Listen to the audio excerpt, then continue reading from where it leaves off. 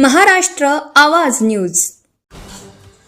चोपडा तालुक्यातील वडती गावात रविवारी पहाटे घडलेल्या एका हृदयद्रावक घटनेने संपूर्ण परिसर हादरून गेला आहे। जन्मदात्या वडिलांनी झोपेत असलेल्या आपल्या 2 अल्पवयीन मुलांवर कुऱ्हाडीने हल्ला केल्याची धक्कादायक घटना उघडकीस आली आहे।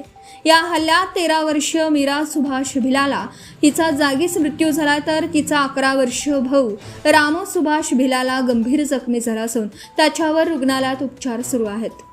पोलिसांनी दिलेल्या माहितीनुसार संशयित सुभाष गोपाळ भिलाला वय वर्ष 50 हा घटना घडल्यानंतर जंगलाच्या दिशेने पळून गेला होता।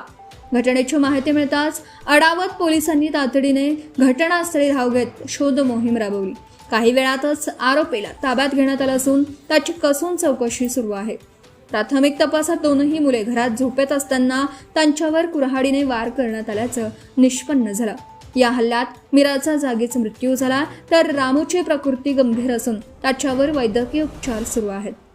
या अमानुष कृत्यामागील नेमकं कारण अद्याप स्पष्ट झालेलं नाही। कौटुंबिक वाद, मानसिक स्थिती किंवा अन्य कोणतं कारण या घटनेमागे आहे का, याचा सर्व बाजूंनी तपास अडावत पोलीस करत आहेत।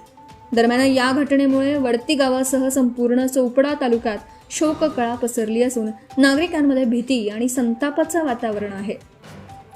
पोलिसांनी घटनास्थळाचा पंचनामा करून आवश्यक पुरावे संकलित केले असून आरोपी विरुद्ध खून आणि खुनाच्या प्रयत्नाचा गुन्हा दाखल करण्याची प्रक्रिया सुरू आहे। या दुर्दैवी घटनेमुळे संपूर्ण जिल्ह्यात हळहळ व्यक्त केली जात आहे। Subscribe now and press the bell icon. Never miss an update.